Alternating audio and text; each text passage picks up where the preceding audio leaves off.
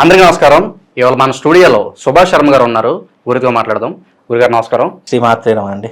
గురుగారు, లైంగిక వేధింపులు ఒకప్పుడు ఫిలిం ఇండస్ట్రీలో కేవలం హీరోలు డైరెక్టర్ల వరకే పరిమితం అయ్యాయి. ఇప్పుడు జానీ మాస్టర్ ఇష్యూ ఒకటి జరుగుతుంది. తన అసిస్టెంట్ కొరియోగ్రాఫర్ని లైంగికంగా వేధించాడని చెప్పి పోలీస్ స్టేషన్లో కేసు కూడా నమోదైంది. మరి ఇష్యూ ఏంటి సార్? మరి ఇందులో ఎంతవరకు నిజాలేంటి? మరి ఏం నడుస్తుంది ఈ కేసు గురించి? తప్పకుండా తెలియజేస్తానంటే, నాకున్నటువంటి విశ్వసనీయుల సమాచార ప్రకారం మాత్రం నేను చెప్తాను. అంతకుమించి ఇది వాస్తవమా అవాస్తవం అనేటువంటిది పోలీసులు నిర్ధారించవలసినటువంటి విషయం. కనుక ఇక్కడ అంటే నాకున్నటువంటి విషయ పరిజ్ఞానంతో జానీ మాస్టర్ గారిని నేను చాలా సందర్భాల్లో చూడడం జరిగింది. 1-2 సార్లు కలవడం కూడా జరిగింది నేను. అయితే ఇక్కడ నాకు తెలిసినటువంటి విధానంగా చూసుకుంటే గనక జానీ మాస్టర్ గారు ఎప్పుడూ కూడా ఇతరులకు సహాయం చేసిన సందర్భాలే తెలుసు కాబట్టి అంతవరకు మనం చెప్పుకోగలుగుతాము. ఇప్పుడు ఇక్కడ నాకు తెలియనటువంటి అంశాలు 2 ఉన్నాయి. ఆయన మీద ఇలాంటి నేరారోపణ చేయడానికి గల కారణాలు ఏంటో నాకు తెలియదు. కానీ ఎవరైతే ఈ అసిస్టెంట్, ఆమె జానీ మాస్టర్ కొరియోగ్రాఫర్ అసిస్టెంట్ ఎవరైతే ఉన్నారో ఆమె 2019 నుండే ఆయన దగ్గర వర్క్ చేయడం ప్రారంభం చేసిందని చెప్పేసి మనం మీడియాలో వింటూ ఉన్నాం. మరి 2019 నుంచి ఉన్నటువంటి ఆ వ్యక్తి ఇన్ని రోజులు బయటకు రాకపోవడానికి గల రీజన్ ఏంటో మనకు తెలియదు. ఒకవేళ లైంగిక దాడులు జరుగుతున్నాయి, ఈ రకంగా హరాస్మెంట్ చేస్తున్నాడంటే ఏ స్త్రీ అయినా ఎవరైనా సరే బయటకు రావాలనే చూస్తారు. మరి ఇంత జరుగుతున్నా కూడా ఆయనతోటే ఉండడము, ఆయన దగ్గరే పని చేయడం అనేటటువంటిది ఒకటి అనుమానించవలసినటువంటి విషయం. ఈ మధ్యకాలంలో సినిమా ఇండస్ట్రీలో ఏం జరుగుతుంది అంటే, ఇవన్నీ కూడా సినిమా ఇండస్ట్రీలో ఎవరిని అడిగినా ఏ సినిమా ఇండస్ట్రీలో ఇవన్నీ కామన్ కదా అని చెప్పేసి మాట్లాడేస్తూ ఉంటారు. అది తెలుసా తెలియదా తర్వాత విషయం, కానీ కామన్ అని చెప్పేసి ఒక వర్డ్ వాడేస్తూ ఉంటారు. కానీ ఇక్కడ మనం తెలుసుకోవాల్సిన అంశం ఏంటి అంటే, ఒక సినిమా ఇండస్ట్రీ అనే కాదు, ఏ ఇండస్ట్రీలోనైనా సరే స్త్రీకి ఇలాంటివి ఎదురవ్వడం అనేటటువంటి సహజ సిద్ధంగా జరిగేటటువంటి సూచనలే. పెద్ద అంటే ఈ ఇండస్ట్రీలో ఇలా జరుగుతాయి, ఇంకో దాంట్లో ఉద్యోగం చేసే దగ్గర జరుగుతాయి, ఇలాంటి ఇండస్ట్రీలో జరుగుతాయి, లేదా ఒక ఆఫీస్లో జరుగుతాయి. ఇలా లైంగిక దాడులు అనేటటువంటివి అరికట్టడం అనేటటువంటిది ఎవరి తరం కాదు. ఎందుకంటే అవి 4 గోడల మధ్యలో లేదా రహస్యంగా జరిగేటటువంటి కార్యకలాపాలే తప్ప దాన్ని ఆపుదాము, దాన్ని అరికడదామనేటటువంటిది సాధ్యపడేటటువంటి అంశం అయితే కాదు. సముద్రం నుంచి ఒక డబ్బా నీళ్లు తీసుకుంటే సముద్రంలో ఏం నీళ్ళు అయిపోవు. అలాగే ఇది ఆపుదాం అనుకుంటే గనక అది మన మూర్ఖత, ఆపలేం కూడా. ఎందుకంటే ఇవి చాలా మట్టుకు ఇష్టపూర్వకంగా కొన్ని సందర్భాల్లో జరుగుతున్నాయి. అలాగే ఇలాంటి వేధింపులు అనేటటువంటి ఎప్పుడు బయటపడుతున్నాయో తెలుసా?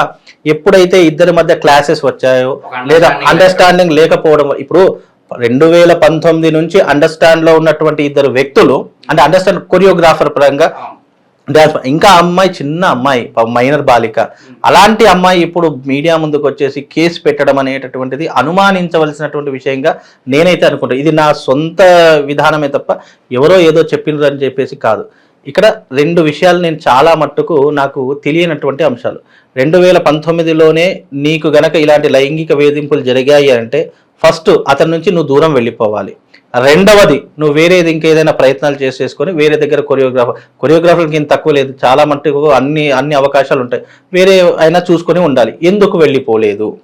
ఇక రెండవ విషయం, ఒక భార్య తన భర్తతో ఉండమని ఏ స్త్రీని అడగదు. అలాంటిది భార్యాభర్తలు ఇద్దరు కలిసి వెళ్ళి ఆ అమ్మాయిని నువ్వు ఇలా చేయకపోతే నేను నీకు ఇంకో ఆఫర్స్ రానివ్వను, అవి ఇవి అని చెప్పి ఏ భార్య కూడా చెప్పదు. ఇందులో అనుమానించాల్సినటువంటి విషయము. మూడో విషయం ఏంటి అంటే గనక మత మార్పిడి అని అంటాము. మత మార్పిడి అనేది జానీ మాస్టర్ గారు తన నోటి నుంచి వస్తుంది అని అనుకొని నేను ఎప్పటికీ కూడా అనుకోను. ఎందుకు అంటే ఒక సహాయం చేసేటటువంటి చాలా మందికి సహాయం చేశాడండి. కొంతమందికి తెలుసు, కొంతమందికి తెలియదు. నాకు దగ్గరగా తెలుసు కాబట్టి నేను కావాలంటే ఆయనతో దిగినటువంటి ఫోటోలు కానీ అవన్నీ మనతో ఉన్నాయి. కాకపోతే ఏంటి అంటే గనక ఆయన ఇలాంటి మాటలు ఆయన నోటి నుంచి అయితే రావు. ఎందుకంటే ఎప్పుడైనా ఇతరులకు సహాయపడే వ్యక్తే తప్ప ఇతరుల్ని వేధిస్తున్నాడు, ఇతరుల దగ్గర నుంచి ఏదో ఆశిస్తున్నాడు అనేటటువంటి బిహేవియర్ ఇప్పటివరకు కనిపించలేదు.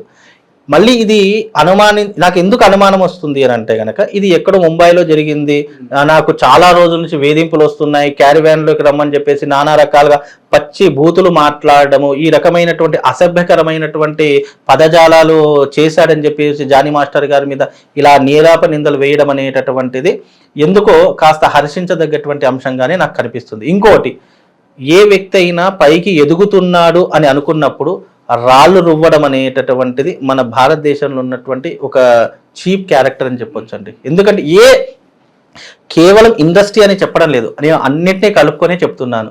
ఇక్కడ జానీ మాస్టర్ కూడా అతి చిన్న వయసులోనే ఎంతో కష్టపడి తనకున్నటువంటి టాలెంట్ బయట పెట్టేసి టాప్ హీరోస్తో ఇప్పుడు వరల్డ్ వైజ్ ఆయన నేషనల్ అవార్డు తీసుకున్నారు అంటే చిన్న విషయం కాదు. నేషనల్ అవార్డు రావడము ఇప్పుడున్న సందర్భాల్లోనే చాలా కష్టం అది. అలాంటిది ఇంత చిన్న వయసులోనే ఈ తరంగా నేషనల్ అవార్డు పొందినటువంటి ఆ వ్యక్తి మీద ఎందుకు ఈ రకంగా రాళ్లు విస్తుతున్నారు అనేటటువంటి నాకు అర్థం కాలేదు. ఇంకోటి ఏంటి అంటే కనుక ఓకే, నీకు లైంగికంగా దాడులు జరిగాయి, లైంగికంగా నువ్వు 2019 నుంచే అబ్యూస్కి గురవుతున్నావు అని అనుకున్నప్పుడు అప్పటి నుంచి ఇప్పటి వరకు చెప్పకపోవడానికి గల కారణం ఏంటి? ఇక్కడ మీ అనాలిసిస్ ప్రకారం అమ్మాయి విక్టిమ్ కార్డ్ ప్లే చేస్తుంది అనుకోవచ్చా? 100%. ఇప్పుడు ఉన్నటువంటి ఏదో కావాలి, అది దక్కలేదు, సో 100% అయిపోయింది. ఇది నేను ఎక్కడైనా మాట్లాడగలుగుతాను. ఎందుకు అని అంటే ఈ మధ్య కాలంలో లేడీస్ కార్డ్ వాడుకొని వాళ్ళకి ఏదైనా నచ్చలేదు, వాళ్ళకి ఏదైనా దొరకలేదు, లేదంటే వాళ్ళ నుంచి వచ్చే సహాయం కానీ లేదంటే వాళ్ళ నుంచి వచ్చే ఆఫర్స్ కానీ ఏది రాకపోయినా కేసులు పెట్టడము, వాళ్ళను హరాస్మెంట్ చేయడము, ఈ రకంగా రోడ్డు మీద లాగేసి పడేయడము, అది న్యాచురల్గా ఆ జానీ మాస్టర్ అనే ఒక విషయంలో అలాంటి విషయాలు చాలా సందర్భాల్లో న్యూస్లో మనం చూస్తూనే ఉన్నాము. ఏ స్త్రీకైనా సరే, ఏ అమ్మాయికైనా సరే కొన్ని వాళ్ళకు అనుకున్నవి జరగకపోతే 100% వాళ్ళు ఇలాంటి ప్రవర్తననే ఎంచుకుంటారు. వాళ్ళకి వేరే ఆధారం ఉండదు కదా, ఇదే స్ట్రాంగ్ బేస్ అని చెప్పేసి వాళ్ళు మైండ్లో బ్లైండ్గా ఫిక్స్ అయిపోతారు. దాన్ని ఆధారంగా చేసుకొని ఈ వ్యక్తిని ఎలాగైనా రోడ్డు మీదకి లాగాలి అనే ఆలోచనలు కలిగినటువంటి వారు ఇలాంటి అమ్మాయిలు ఉంటారు. పోనీ 5 సంవత్సరాలు ఆయన పెట్టినటువంటి తిండి తిన్నావు, 5 సంవత్సరాలు ఆయన కొరియోగ్రాఫర్ ద్వారా అనేక ఊళ్ళకు, మరి నీకు ఇలాంటి సందర్భాలు ఎదురవుతున్నాయన్నప్పుడు నువ్వు ఫస్ట్ ఆఫ్ ఆల్ ముంబై వెళ్ళకూడదు, లేదు నేను రానని చెప్పాలి, లేదు అంటే నాకు మీ నుంచి ఇలా హాని ఉందండి, నేను బయటకు వెళ్ళిపోతున్నాను అనైనా చెప్పాలి కదా. ఆమె బయటకు రాలేదు, ఇన్ని రోజులు ఇంకా ఇప్పటికీ ఆయనతో పనిచేస్తూ ఉండటంతోనే మళ్ళీ ఆయన మీద కేసు పెట్టింది అంటే ఇవన్నీ కూడా అనుమానానికి దారితీస్తున్నాయి తప్ప నేనైతే ఖచ్చితంగా చెప్పగలుగుతాను జానీ మాస్టర్ గారు అయితే ఇలాంటి వేధింపులకు కారకుడైతే కాదు. సమ్ రీజన్స్, ఇంకా వేరే రీజన్స్ ఏదైనా ఉండొచ్చు. అంటే రీజన్స్ అంటే ఏంటి, ఏదైనా సినిమా ఆఫర్స్ రానివ్వకపోవడం కానీ, లేదు ఈయన ఎదుగుతున్నాడు అంటే ఈయన కిందికి లాగేయాలని ఈయన అనుచరులు చుట్టుపక్కల ఉన్నటువంటి వాళ్ళు లేదా వైసీపీ నేతలు ఇలా ఎవరైనా ఎవరైతే ఇబ్బంది పెట్టాలని చూస్తున్నారో అలాంటి వారు ఇలాంటి కక్ష కట్టి ఇలాంటి నేరము ఆయన మీద మోపారు అనేటటువంటిది అయితే నేను తప్పకుండా చెప్పగలుగుతానండి. ఇతర పార్టీ వాళ్ళు బురద జల్లే ప్రయత్నం అయితే ఖచ్చితంగా జరిగింది. ఎందుకంటే వైసీపీ దాంట్లో ఇంతవరకు జరగలేదా?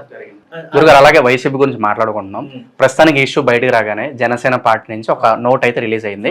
సో అలిగేషన్ అనేది కరెక్ట్ రాంగ్ ఇంతవరకు తెలియదు. జానీ మాస్టర్ కూడా ఒప్పుకోలేదు. ఇప్పుడు ఇక్కడ కూడా సస్పెండ్ చేశారు. అలాగే మనం టీడీపీ మనం చూసాం, సస్పెండ్ చేశారు. కానీ వైసీపీ వాళ్ళు కూడా ఇలాంటి ఎలిగేషన్స్ చాలా వచ్చినాయి. కానీ ఇంతవరకు ఆ పార్టీకి సంబంధించి ఎవరిని సస్పెండ్ చేయలేదు, ఏమీ అనలేదు. మరి దీన్ని ఎలా చూస్తారు? దాని గురించి యాక్షనే తీసుకోలేకపోయింది వైసీపీ. కానీ మన జనసేన పార్టీ నిజంగా ప్రజల గురించి ఆలోచించే పార్టీ కాబట్టి ఇప్పుడు దీంట్లో జడ్జిమెంట్ చేయడానికి కూడా మనకి ఏం అవకాశం ఉండదు. ఎందుకు అంటే మంచి చెడులు అనేటటువంటివి ఇన్వెస్టిగేషన్లో ఆ వ్యవస్థలో వాళ్ళ పోలీసులు యంత్రాంగం పనిచేసేటటువంటి పని. ఇప్పుడు కూడా ఎందుకు ఇప్పుడు ఒక ఫ్రెండ్ ఉంటాడండి, ఆ ఫ్రెండ్ మనకు చిన్నప్పటి నుంచి తెలుసు, అతడు తప్పు చేశాడా లేదు. ఇప్పుడు వేరే వాళ్ళు ఇంకొకళ్ళు వచ్చేసి నీ ఫ్రెండ్ ఇలా చేశాడంటే మనకు నమ్మబుద్ధి కాదు ఫస్ట్ ఆఫ్ ఆల్. ఎందుకంటే అరే నాకు చిన్నప్పటి నుంచి తెలుసు, ఇన్ని రోజులు నాతో ఉన్న వ్యక్తి ఇలా చేసి ఉండడే అని చెప్పి మనకు అనిపిస్తుంది. అలాగే జానీ మాస్టర్ యొక్క నేచర్ కూడా ఇప్పుడు సినిమా ఇండస్ట్రీలో ఏం జరుగుతుంది అని అంటే వాళ్ళకి లేడీస్కి ఏదైనా అవకాశం రాకపోయినా లేదా ఇన్ని రోజులు ఇతని దగ్గర పనిచేసా నాకు ఇప్పుడు ఈయన తొక్కేయాలని చూస్తున్నాడు అని చెప్పేసి కక్ష కట్టి కూడా ఇలాంటి ప్రయత్నాలు చేసేటటువంటి అవకాశాలు ఉన్నాయి. పోనీ ఆధారాలు ఏమైనా ఉన్నాయి అని అంటే ఇప్పటివరకు ఆధారాలు సబ్మిట్ చేయలేదు, ఫర్దర్గా ఏదైనా చేస్తుండొచ్చు. ఒకవేళ జానీ మాస్టర్ గారు నిజంగానే తప్పు చేసి ఉంటే చట్టం తన పని తాను చేసుకుంటూ పోతుంది. కాకపోతే జానీ మాస్టర్ కూడా ఒక మాట అన్నారు, నేను గనక లైంగికంగా వేధించి ఉన్నట్టయితే నేను ఈ సినిమా ఇండస్ట్రీ వదిలేసి వెళ్ళిపోతాను, అంత పెద్ద మాట అన్నారు అని అంటే గనక 100% ఆయన చెయ్యలేదు అని. ఎందుకంటే నిజాయితీ ఉన్నటువంటి వాడు ఎప్పటికైనా గట్టిగానే మాట్లాడతాడు. ఇప్పుడు ఆయన 2-3 మాటలు అన్నాడు, ఎప్పుడైతే నేను ఆమెను ఎక్కడ గుంజాను, ఆమెను నేను ఎక్కడ అసభ్యంగా ప్రవర్తించాను. పోనీ ఇన్ని 5 సంవత్సరాల కాన్వర్సేషన్లో కనీసం ఫోన్ కాల్ రికార్డ్ అయినా ఉంటుంది కదా, ఫోన్ కాల్ అబ్యూస్ చేయడం కానీ లేదా వేరే రకంగా కానీ ఏదైనా ఒక చిన్న ఒక చిన్న క్లూ వదిలిన తర్వాత లేదా ఒక చిన్న ఎలిగేషన్ చేస్తున్నావు, దాని ఆధారాలు బయట పెట్టిన తర్వాత అప్పుడు నువ్వు కేసు పెట్టావంటే అందరూ నీకు సపోర్ట్గా నిలిచేటటువంటి వారు.